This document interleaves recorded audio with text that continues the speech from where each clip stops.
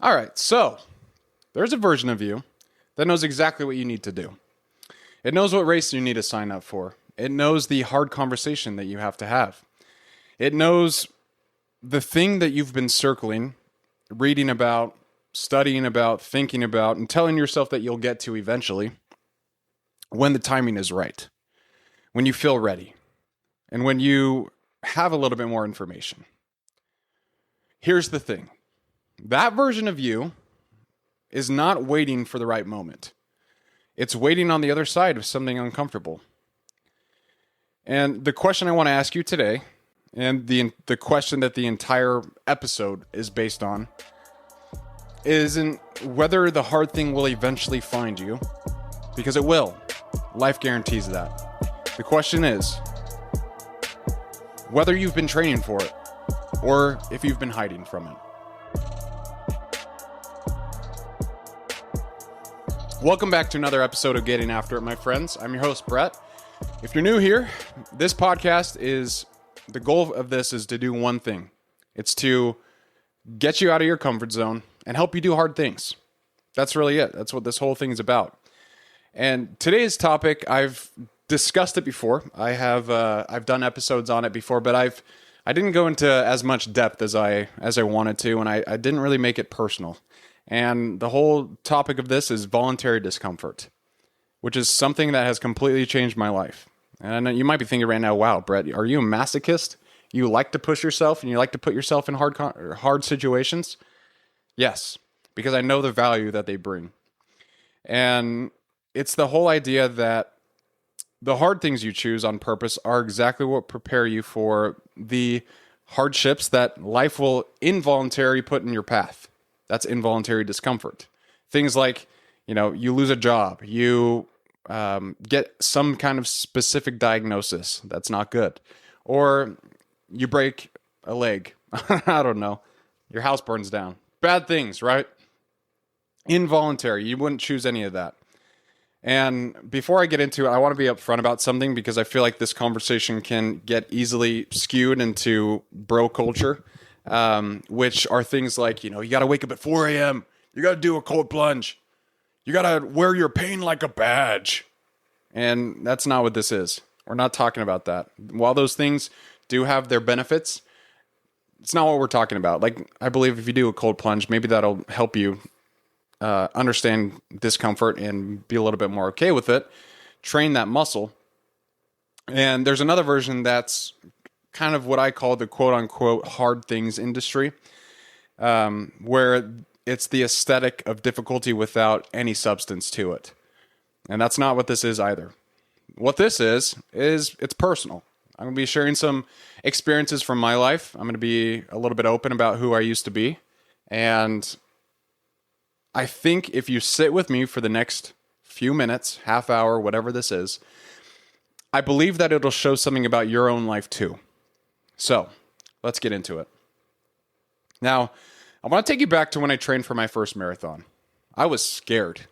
I ran it in 2023, and so that was about 3 years ago, but it was the Utah Valley Marathon. And, I didn't think that my life was on the line. I didn't think I was going to die, but genuinely uncertain about whether I could do it or not. Like, a marathon felt like this massive commitment and such an absurd thing to do. 26.2 miles. Even the most sane person would question if that is something that they can do, right? That's hard. And I remember looking at race plans, training plans, and thinking to myself, like, who the hell does this?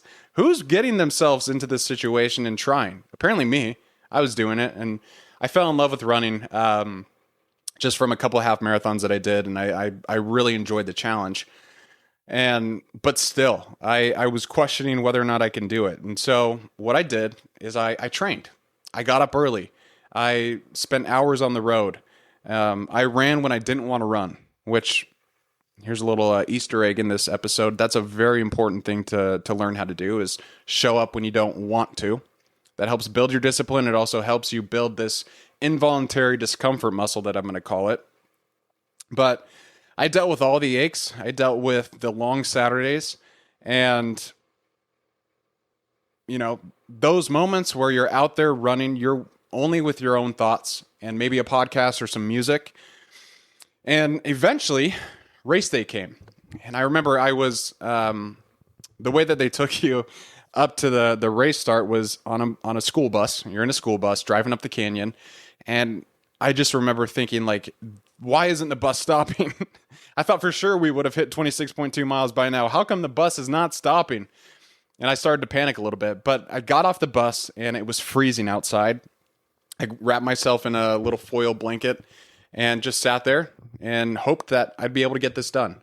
But here's the thing about races, and this is, if you've never run a marathon, maybe this will help you understand if you want to prepare for that. But when you get there, when the bus drops you off, you're usually there for probably an hour or so. And that's the worst, because you see everyone warming up, you see them shaking their legs or stretching or doing whatever they have to. Some people are obviously nervous, like myself in the first one. And some people are just having a great time, chatting with friends and doing what seems natural to them. And I started my run and I finished. And what happened next is something that I didn't expect, because in that moment, I didn't feel relief. I felt hunger. Like I wanted to find whatever the next challenge was. And not for the medal, not for the finish line photo, but I felt hungry for the next version of whatever the challenge might have been. And because finishing that race gave me something that motivation books, hype videos, podcasts, they couldn't give me. And at that point, it was evidence. I had evidence that, okay, well, I questioned whether or not I'd be able to do this in the beginning. I didn't know if I was going to be able to actually be successful in completing the marathon. And I did.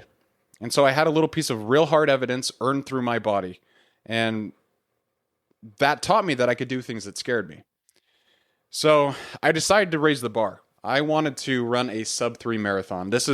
I was big into following people like Nick Bare, Cameron Haynes, and I didn't understand the work that was going to need to go into running a sub-3 marathon, because that's a whole different animal. Like, you're not just trying to finish, you're trying to perform. And every run that I did for that training block had a purpose, and every mile had a specific pace that I needed to hit. The difference is, when I crossed that finish line, under 3 hours, that same hunger came back. You know, what's next? What's the next thing that scares me? Because a sub-3 marathon scared the hell out of me. I had no idea if I was going to be able to do it. I had this lofty goal that, you know, I really wanted to put the work in. On top of that, it was Team Tim, so the race that we run in honor of my wife's father, who passed away from cancer.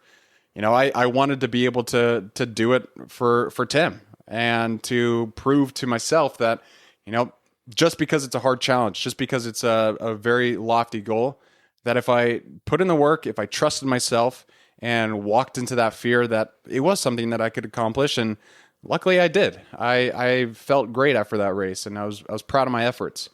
But then I started thinking, you know, what is the next thing that scares me? And that's when I found trail running. I saw people like Cameron Haynes running on the trails all the time on social media. Same people like Sally McRae, David Goggins, he runs lots of trail races. And again, didn't know much about it. But I knew that that was the next challenge. And so I signed up for my first 50K, which was 31 miles through the deserts of Arizona in July. Bad time to decide to run a 50K in July, because if you don't know too much about Arizona, it's hot as hell.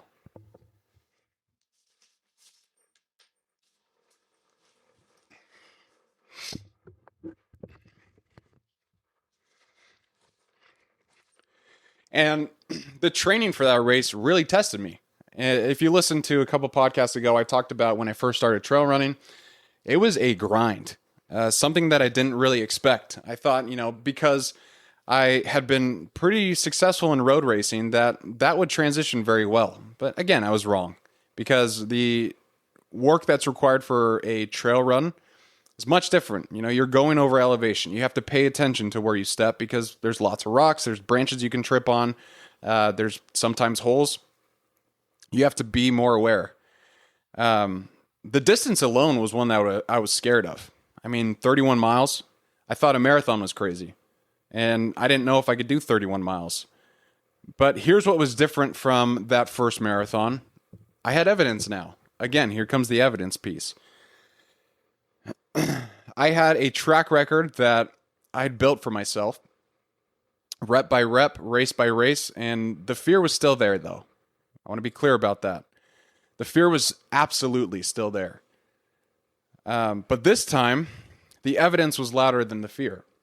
I trusted myself, and I knew in a way that I couldn't have known any other way that I could do hard things if I prepared and put in the work. Great evidence of that. And that's a different kind of knowing. You can't get it from a book. You can't get it from a podcast. Not even this one, as much as I'd like to think that I could. But you have to earn that kind of evidence. You have to earn that track record. And it's not easy.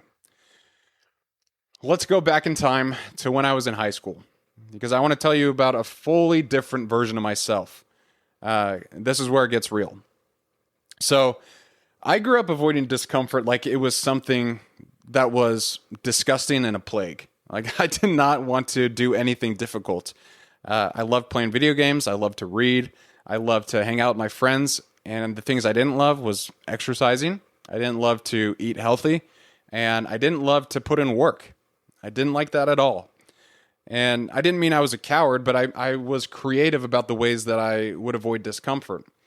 In high school, I played volleyball, and our practices were typically 4 hours long. 4 hours. It's a long time to practice. And I know what you're like. You might be thinking, okay, well, volleyball practice, how intense is that?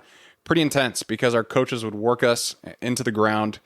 I can't remember what the exercises were called, but if we ever messed up, we'd have to take our shirts off, put it on the ground and hold it there.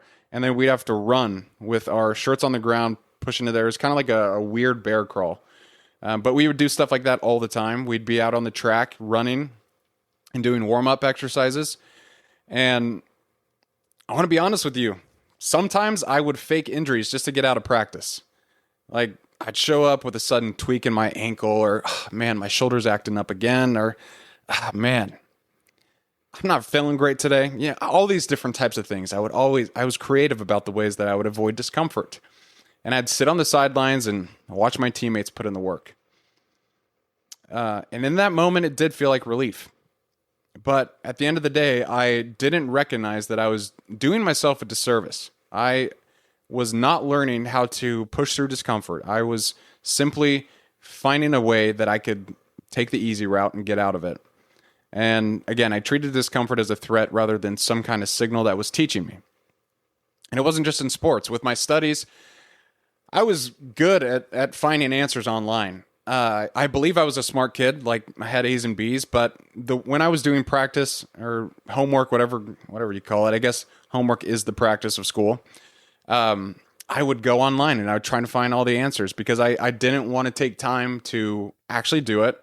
I understood that if I was done relatively quickly, then I could play things like my video games. I could go hang out with my friends. I could read a book. Like, those are all things that I really enjoyed doing, or just taking it easy and watching a movie. And I told myself that, okay, well, I just have to get this done. Like, doesn't really mean anything anyways. But I wasn't trying to grow. What I was doing was just getting by. That's, at the end of the day, what it was. And the quiet cost of that was that I didn't understand what I was capable of until years later. I showed up to adulthood with less capacity than I was capable of. I didn't have the evidence that I could do really difficult things. And yeah, sure, I would play volleyball, and I was decent at it. I started my junior year. And then school, like I said, I got A's and B's. And you would never know that I was out there just researching everything online and going to Quizlet and finding answers that people had. And, you know, I believe that I was smart enough to avoid suffering and not smart enough to realize what avoiding it was doing to me. And, you know, I don't blame that kid. I believe I understand that kid. That's really it. And there is a seductive pull of the easier path. That is real. And it's always going to be there. I've learned throughout my life that pull for ease, it doesn't go away. It must just be human nature. Because a lot of us feel that. We want things easy. And the last episode I did was all about embracing boredom. You have to embrace challenges too. And I want you to understand this contrast, because between the Brett who faked an injury to get out of sports, or who would look things up online to take the easy route, and the Brett who signed up for a 50K race because the distance scared him, that contrast is the whole point of this episode. Those are two very different people. And the difference between those two people isn't some kind of talent or natural toughness. It's a decision. And it's a decision that's made repeatedly over years to choose discomfort instead of avoiding it, instead of running from it. And that's it. That is the whole game. It's a whole game we're playing in life. And here's the framework I want to give you today. And I want you to sit with it, because I think it's one of the most useful things that I've come across. There are two kinds of hard things in life: the ones you choose and the ones that choose you. The voluntary ones, they look like the race that you sign up for, the business that you start, the hard conversation that you know you need to have, and the discipline you commit to when no one's watching. You can choose those. You can back out. You don't have to do them. And then there's the involuntary one. Like I said, it's you lose your job. It's the diagnosis that you get at the doctor's office. It's your relationship that falls apart. The season where everything you've built feels like it's starting to crumble. You don't choose those. You don't get to opt out of them. Like the voluntary ones, you don't have to do them. You can drop out at any time. But with the involuntary discomforts of life, you have to learn how to deal with it. And here's what I know with absolute certainty after years of running and building and trying to become a better version of myself. The only thing that determines how you handle the second category is how much time you've spent in the first one. This is my own experience, guys. It might be very different for you, but this is what I've learned. Voluntary discomfort is the training ground for involuntary discomfort. And the capacity you build by choosing hard things on purpose is the exact capacity you draw on when life makes that choice for you. Seneca, who's one of my favorite Stoic thinkers, he put it this way, and it's something I always come back to. It is not because things are difficult that we do not dare. It is because we do not dare that they are difficult. Listen to that again. It's not because things are difficult that we don't dare. It's because we don't dare that they are difficult. The hard things don't get easier by waiting around or waiting till you have all the information or the right moment. Every time you take the easier path, you're widening the gap between who you are and who you need to be when it counts.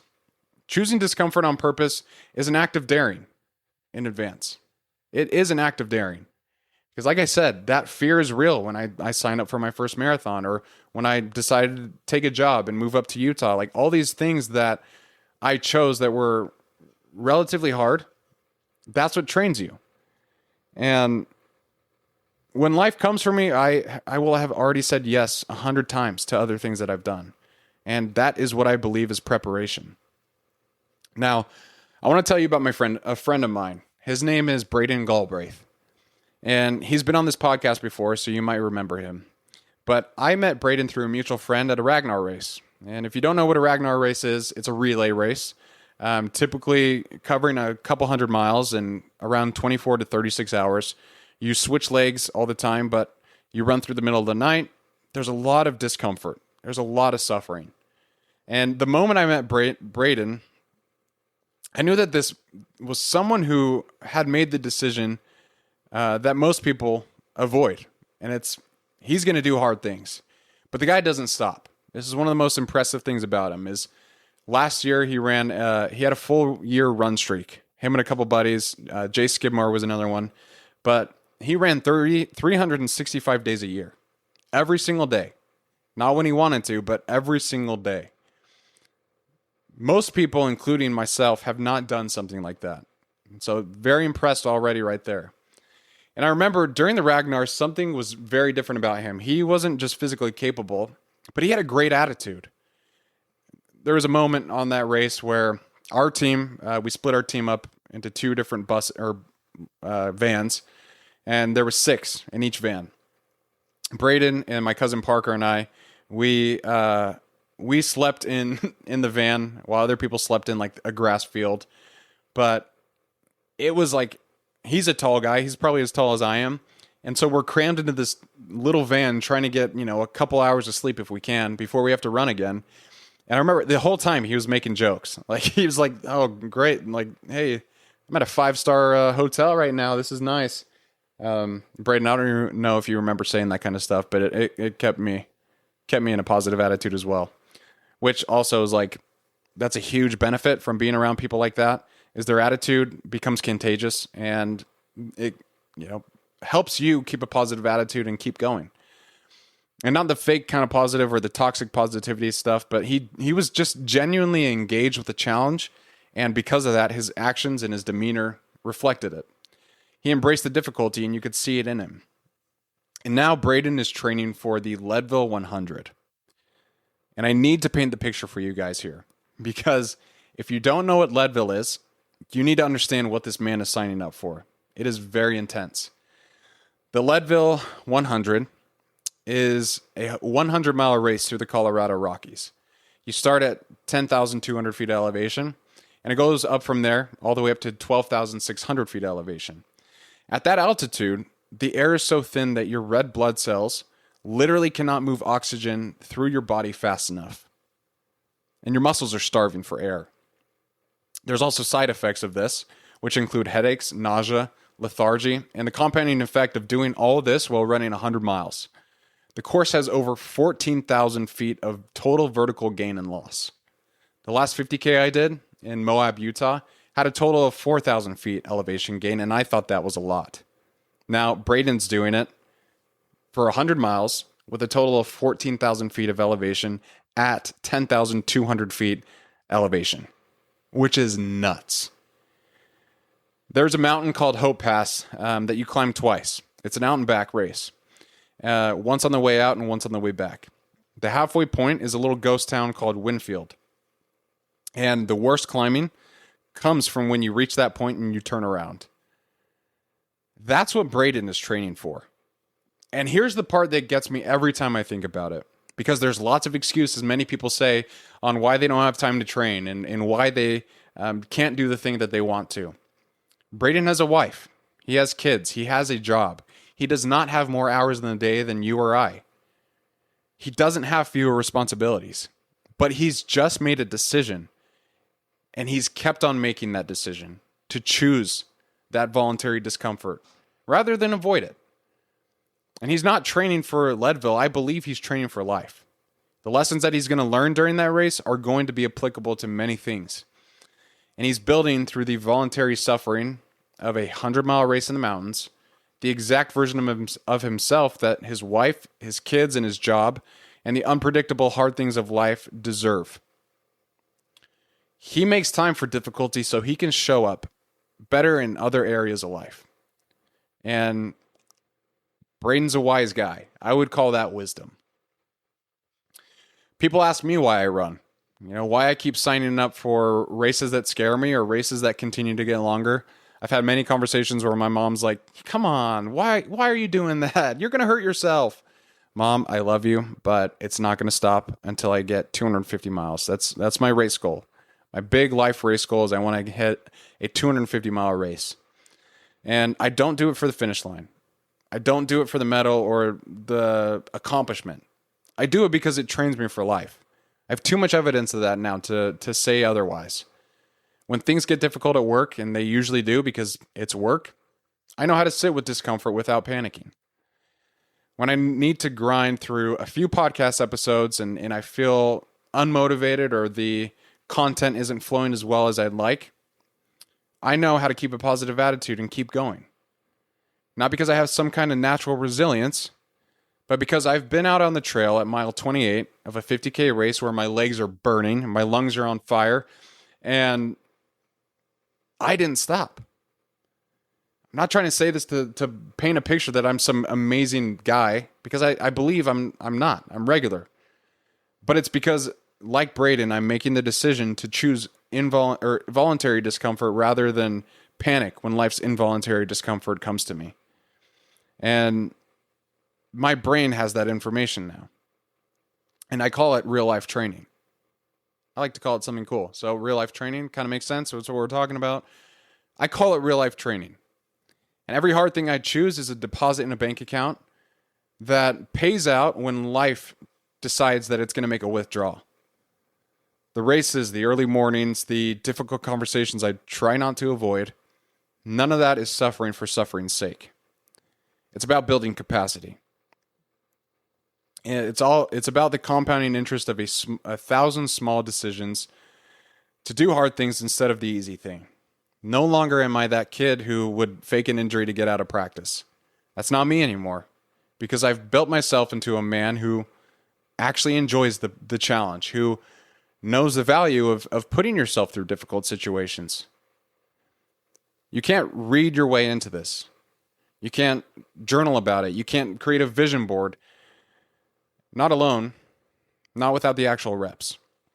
David Goggins, who I mentioned earlier, he is someone who I believe has some of the most experience with voluntary discomfort, but also involuntary discomfort than anyone else I can think of. And he said it this way: if you're willing to suffer, and I mean suffer, your brain and body, once connected together, can do anything. That's a powerful line. And when your brain and body are connected through real hard experience, not in theory, something unlocks. And you start to trust yourself in a different way. Your confidence begins to rise. And simply because you have evidence. Here's where I want to land this before we start to get practical and I give you some tips. Most people avoid hard things because of how they feel before the hard thing. There's always anxiety. You know, the night before a race, whew, that's tough. The pressure sitting in your chest before you have that difficult conversation, that's real. Your heart starts to beat faster. And the fear that shows up as soon as you commit to a big goal, all real feelings. And those feelings, I believe that most people treat it as a stop sign. It's a message that their body is telling them, saying, hey, this isn't for you.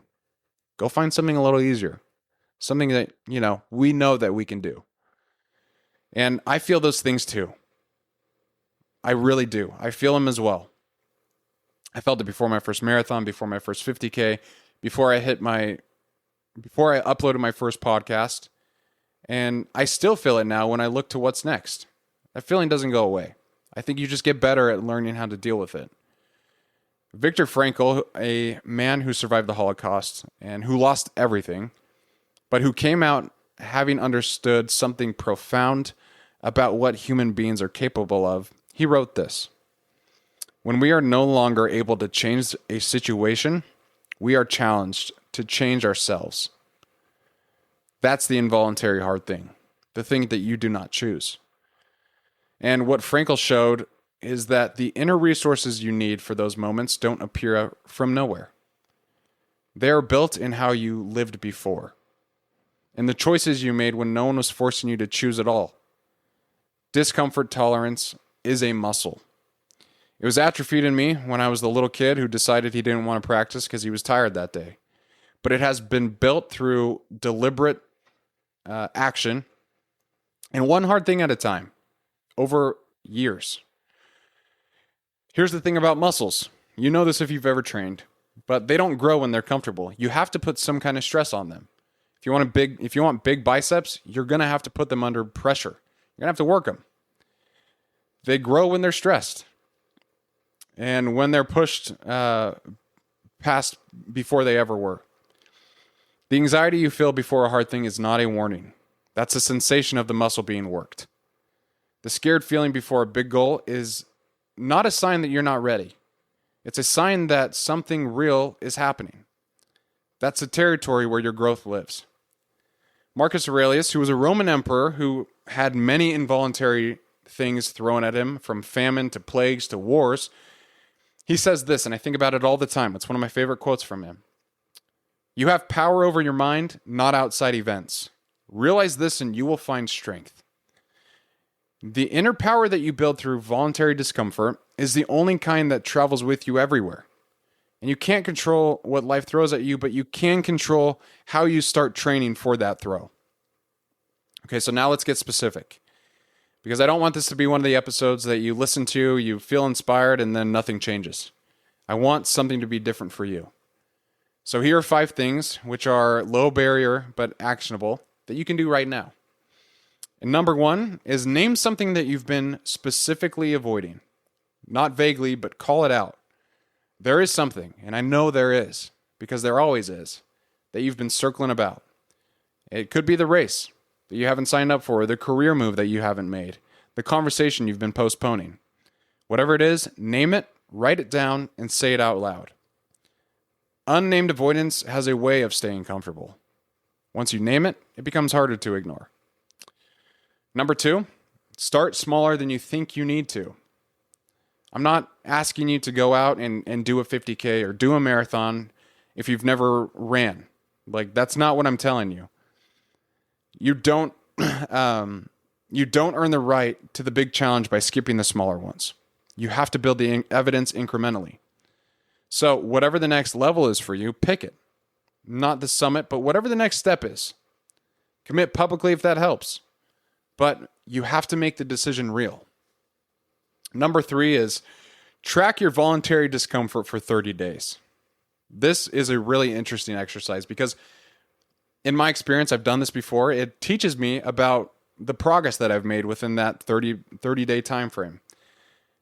But every day, note one uncomfortable thing that you're choosing. It doesn't have to be physical. Like I said, it could be anything that you're putting off that you know you need to choose. But make the invisible visible. And you'll be surprised what you find, and more importantly, what you build and who you become. Number 4 is reframe what fear is telling you. The next time that you feel anxious, pressured, or nervous and scared, don't reach for some kind of relief. Don't distract yourself, but sit with it for 60 seconds and say out loud if you have to, this feels hard because it matters. This is the sensation of growth. You could say that out loud. You're not reprogramming yourself to have, positive thinking all the time. You're accurately describing what's happening. The discomfort is real. So is the growth on the other side of it. And finally, number 5 is find your Braden. There is someone in your life, maybe you know them, maybe you need to find them, who is choosing hard things on purpose, who has a standard for themselves that pushes them, and who doesn't use the demands of life as an excuse to not live with intention. Get around that person more. Voluntary discomfort is contagious. I love that concept because it is true, and I've seen that in my life. When I see someone who's getting after it and pushing themselves, I'm motivated by that person, and I want to also be that example. I want to be that person who does those kind of things and who believes in themselves just because of the actions that they've decided to take. So find your Braden. Guys, here's your challenge for the week. And I'm going to make it simple because the whole point of this episode is not to overwhelm you. It's to move you, to start helping you build that evidence. Choose one hard thing. Just one. Something that you've been putting off because it's uncomfortable, because it scares you, because you've been waiting for the right moment that never quite arrives.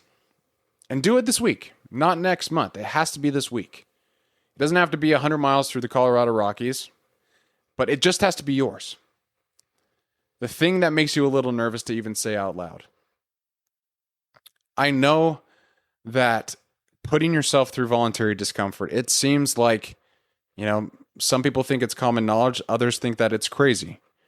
But there are real benefits from doing so.